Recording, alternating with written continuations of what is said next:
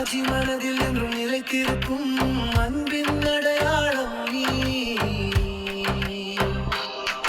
உன் புகழை பாட வானமும் போதாது,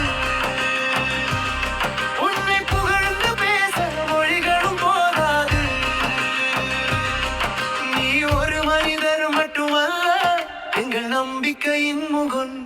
மக்கள் வாழ்வு மலரட்டும், விவசாயிகள் சிரிக்கட்டும், ஏழைகள்